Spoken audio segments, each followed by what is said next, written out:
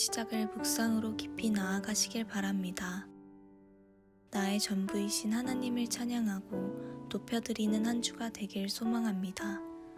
다 함께 사도신경으로 우리의 신앙을 고백하겠습니다.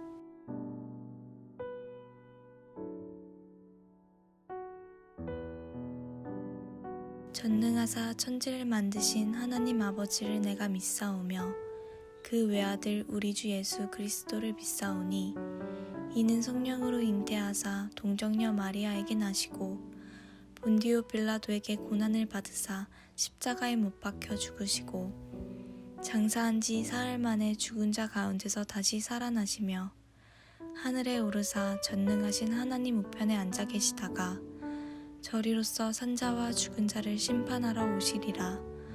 성령을 믿사오며 거룩한 공예와 성도가 서로 교통하는 것과 죄를 사하여 주시는 것과 몸이 다시 사는 것과 영원히 사는 것을 믿사옵나이다. 아멘.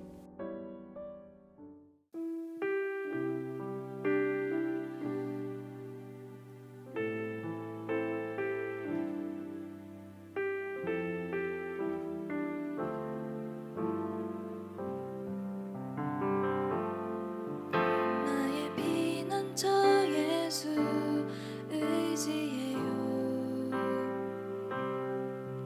나의 피난처 예수 의지해요. 나의 가는 길에 거센 바람 몰아쳐와도 나의 피난처 예수 의지해요. 나는 영원히 주님 사랑해요. 나는 영원히 주님 사랑해요. 세상 어떤 것도 나의 사랑 끊을 수 없네. 나는 영원히 주님 사랑해요. 아버지 나를 사랑하시니 나의 모든 것 주께 드려요. 아버지 내가 여기 있으니 주님 영광 위하여 써주세요. 아버지 사랑하시니 나의 모든 것 주께 드려요. 아버지 내가 여기 있으니 주님 교회 위하여 써주세요.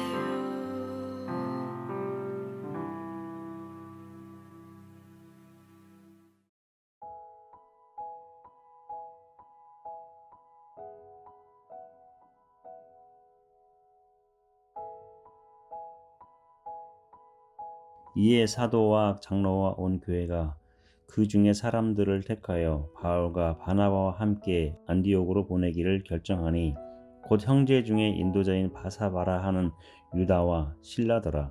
그 편에 편지를 붙여 이르되 사도와 장로된 형제들은 안디옥과 스리아와 길리기아에 있는 이방인 형제들에게 문안하노라. 들은즉 우리 가운데서 어떤 사람들이 우리의 지시도 없이 나가서 말로 너희를 괴롭게 하고 마음을 혼란하게 한다 하기로 사람을 택하여 우리 주 예수 그리스도의 이름을 위하여 생명을 아끼지 아니하는 자인 우리가 사랑하는 바나바와 바울과 함께 너희에게 보내기를 만장일치로 결정하였노라.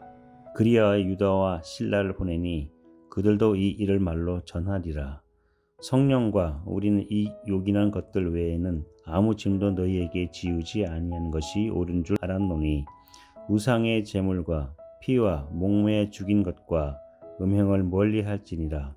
이에 스스로 상가면 잘되리라. 평안함을 원하노라 하였더라. 아멘. 반갑습니다.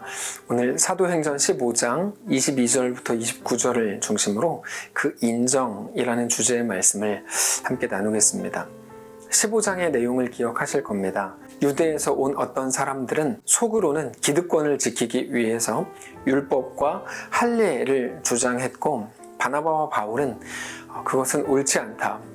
율법과 할례를 구원에 적용하려고 하는 건 맞는 말이 아니다. 이렇게 이제 대립해서 싸웠습니다. 그것에 대한 해결, 그것에 대한 정리를 위해서 예루살렘 교회로 직접 갔습니다. 이제 예루살렘 교회가 그 내용을 가지고 회의하기 시작했습니다. 먼저 바리새파 측에서 이야기를 했고, 그 후에 베드로와 야고보가 나서서 이야기를 합니다. 그러면서 그 일에 대한 공식적인 결론을 이렇게 내립니다. 24절인데요. 들은즉 우리 가운데서 어떤 사람들이, 이렇게 되어 있는데, 우리 가운데서는 예루살렘 교회에서라는 말이고, 우리 가운데서 어떤 사람들이, 바리새파를 말하는 거죠. 유대에서 내려왔다고 하는 어떤 사람들, 안디옥 교회로 왔던 사람들, 우리의 지시도 없이, 그러니까 그들은 교회의 질서라는 명분을 내세웠지만 사실상 그들 스스로가 먼저가 교회의 질서를 무너뜨린 거죠. 우리의 지시도 없이 나가서 안디옥 교회로 가서 말로 너희를 괴롭게 하고 마음을 혼란스럽게 한다. 율법과 할례를 받아야만 구원을 받을 수 있다라고 하는 굉장히 말도 안 되는 소리를 했다, 이런 겁니다. 그때 그 사건으로 인해서 예루살렘 교회는 할례당과의 관계를 끊습니다. 사실상 할례당도 예루살렘 교회의 일원이었습니다. 그러나 그들이 진리에서 이탈한 태도를 보일 때 예루살렘 교회는 그것을 포용하지 않기로 결정하는 것이죠. 왜 그럴까요? 그런 식의 하나됨보다 진리가 훨씬 더 소중한 것이기 때문입니다. 많은 사람들은 사랑이라는 이름으로 교회의 화합을 이야기합니다. 사랑이라는 명분을 가지고, 그러므로 교회 안에는 어떤 것도 이야기할 수 있는 거 아니냐, 심지어 이단까지도 포용해야 되는 거 아니냐 라고 주장하죠. 왜 교회가 사랑이 없냐? 근데 어제 주일 예배를 통해서 한진희 목사님께서도 말씀을 주셨지만, 사랑과 악은 결코 공존할 수가 없습니다. 어둠과 빛이 함께 공존할 수 없는 것과 마찬가지입니다. 악을 품어주는 게 사랑이 아니라 악을 멀리하는 게 사랑입니다. 이단을 왜 품어주지 않냐고요? 그건 사랑이 아니기 때문입니다. 오히려 그리스도의 몸인 교회를 어지럽히려고 들어온 사람들입니다. 그렇게 인간적인 권모와 술수로, 인간적인 타협으로 사랑을 만들어낼 수 없습니다. 이단은 내쫓아야 되는 거지 포용해야 되는 게 아닙니다. 성경에도 그런 주장을 한 사람들이 그런데 제법 있습니다. 그들은 이렇게 말합니다. 아세라를 믿건 바알을 믿건 일단 포용하고 안아주고 공감하고 하나가 되어야 되는 거 아니냐. 근데 그거는 전형적인 거짓 선지자들의 말이었지 하나님의 말씀이 아닙니다. 지금 이 시대에도 마찬가지입니다. 어떤 길로 가든 하나님께만 가면 되는 거 아니냐. 그렇지 않습니다. 그것은 맞지 않습니다. 늘 말씀드리지만 교회의 하나됨은 오직 무엇을 통해서만 가능할까요? 각 사람이 한 곳, 한 분 예수님을 바라보는 것으로만 가능합니다. 그래서 한 곳을 본다, 같은 곳을 본다, 이게 교회의 하나됨이지, 진리를 감추고 이단을 포용하는 것으로 하나 된다는 식으로 말하는 것은 성경 어디에도 없습니다. 오히려 그것은 나는 누구도 품어줄 수 있는 사람이야 라고 하는 그들의 교만의 결과물일 뿐이지 성경의 증언이 아닙니다. 하나님의 말씀은 오히려 진리를 붙들라, 회개를 해라, 돌이켜라, 그때 하나님의 은혜가 임한다, 이렇게 말씀하신다는 것을 기억해야 됩니다. 그거는 29절에도 나오는 같은 맥락의 결정을 통해서 확인할 수 있는데, 29절을 보시면 우상의 제물과 피와 목매어 죽인 것과 음행을 멀리할지니라, 이에 스스로 삼가면 잘되리라, 평안함을 원하노라 하였더라. 하나됨은 같은 복음, 같은 진리 안에 거하는, 그렇게 같은 곳을 바라보는 것으로 이루어진다는 것을 우리가 기억해야 합니다. 근데 이 부분을 그런 진리의 측면으로 볼 수 있는데, 우리가 자주 경험하는 것 중에 하나는 진리는 항상 외롭다는 것입니다. 진리는 고독합니다. 그 말은 진리를 아는 것까지는 누구라도 할 수 있는 일인데, 진리를 살아가는 것은 매우 큰 용기를 필요로 한다는 말이기도 합니다. 그들은 어떻게 그렇게 할례당과의 관계를 끊을 수 있었을까 하는 것이죠. 현실적인 두려움이 없었기 때문이 아닙니다. 하나님에 대한 분명한 믿음 때문에 가능했던 일입니다. 가치 있는 공동체였던 할례당 일부가 떨어져 나간다는 건 현실적으로 매우 큰 어려움이 도래할 수 있다는 것을 충분히 상상할 수 있게 만듭니다. 그러나 그들은 믿음을 가지고 결정하는 거죠.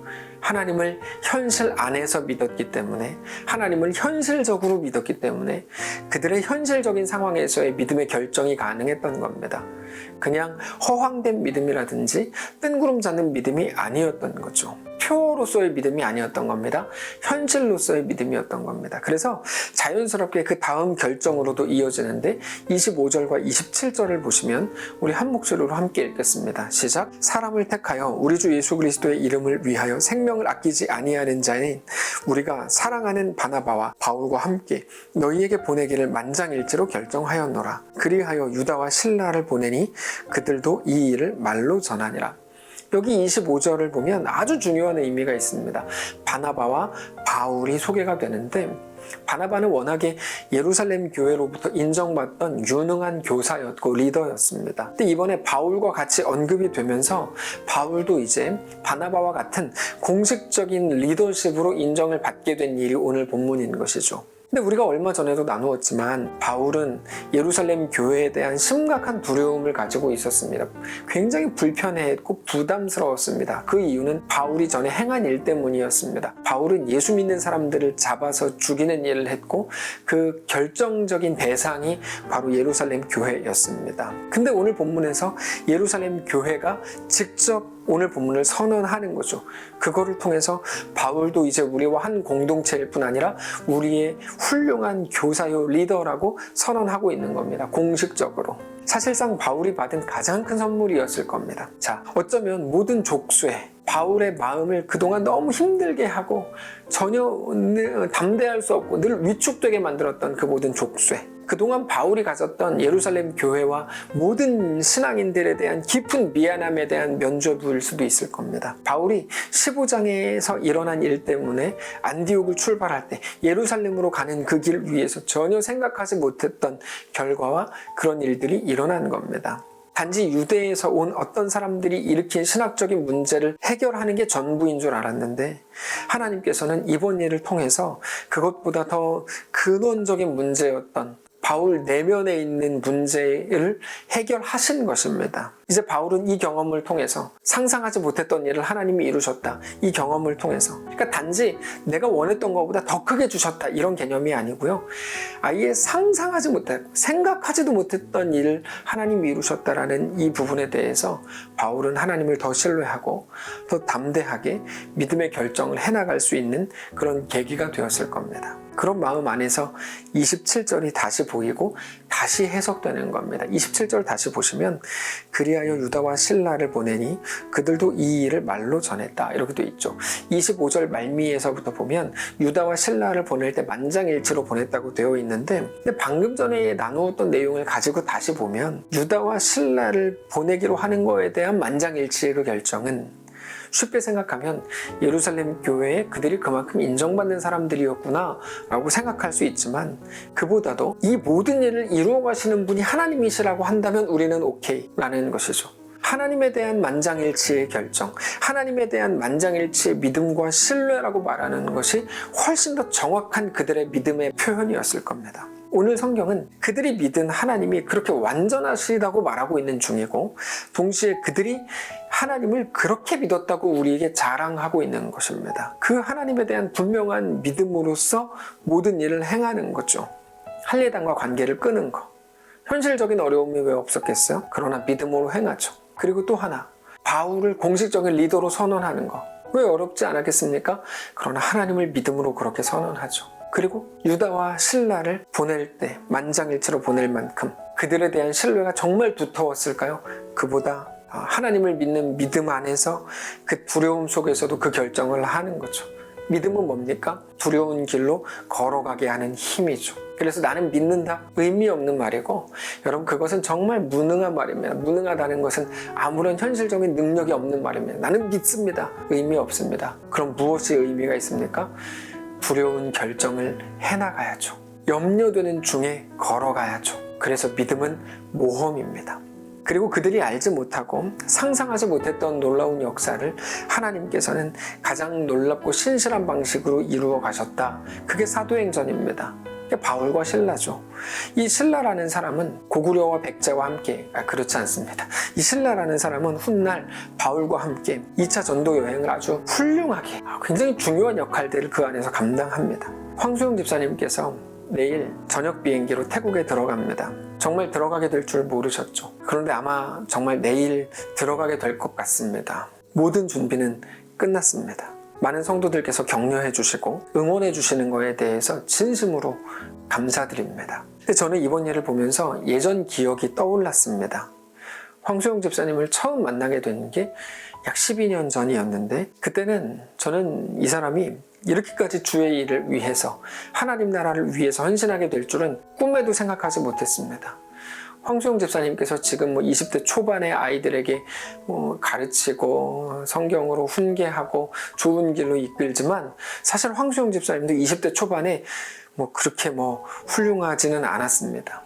근데 오늘의 모습은 완전히 달라져 있는 거죠.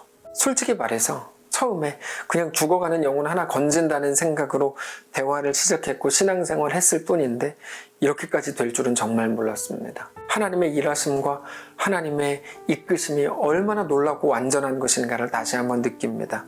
너무 창의적이고 정말 엄청난 하나님의 이끄심과 완전한 계획입니다. 오늘 본문을 보고 우리에게 진행되는 일들을 보면서 사람의 판단이라는 게 얼마나 연약한 건지, 동시에 하나님의 이끄심이라고 하는 건 얼마나 완전하고 우리의 상상력을 뛰어넘는 것인지를 다시 한번 깨닫게 되는 것입니다. 그리고 그 믿음 안에서 오늘 하나님의 일하심, 우리 앞에서 행하시는 하나님의 이끄심, 하나님의 이루어 가시는 모든 역사들이 우리의 감정과 원함과 생각과 심지어 우리의 상식과 다르다고 하더라도 우리는 그 일하심 앞에 엎드릴 수밖에 없다는 것을 알게 되는 것입니다. 우리는 자주 하나님이 이끌어 가시는 우리의 상황, 그 하나님의 이끄심 앞에서 여전히 스물스물 올라오는 우리의 판단으로 인해 혼란을 겪습니다.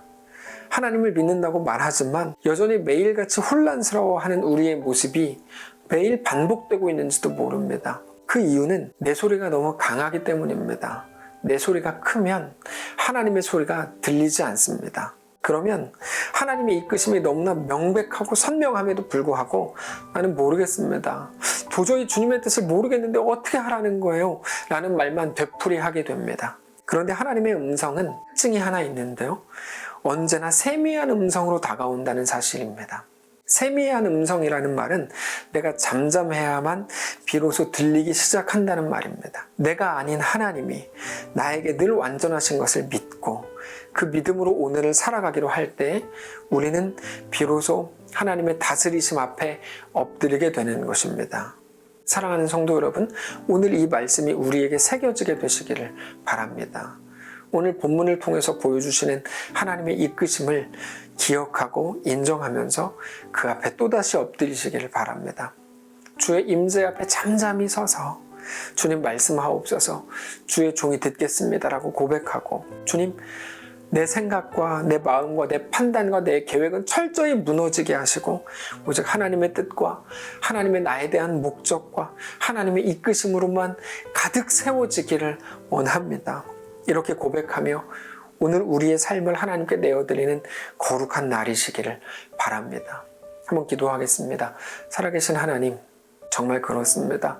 우리의 생각과 계획과 우리 원함으로 꽉 차 있는데 나의 그것들이 철저히 무너지는 오늘 되게 하시고, 다만 하나님의 이끄심, 하나님의 계획, 하나님의 놀라운 은혜, 하나님의 완전한 축복만 가득 채워지는 귀한 오늘 우리의 삶이 되도록 인도하여 주시옵소서. 하나님의 그 이끄심 앞에 철저히 굴복하게 하시고, 그렇게 하나님과 믿음으로 오늘 또 동행하는, 믿음으로 우리의 염려들을 담대히 그 속으로 걸어 들어갈 수 있는 모든 성도를 될 수 있도록 인도하시옵소서. 오늘도 여전히 우리의 주인 되실 살아계신 예수님의 이름으로 기도합니다. 아멘. 사랑하는 성도 여러분, 오늘 이 말씀을 기억하시면서 오늘 우리의 삶을 하나님께 온전히 내어드리는, 그렇게 진정한 의미에서 온전한 승리를 이루는 날 되시기를 축복합니다.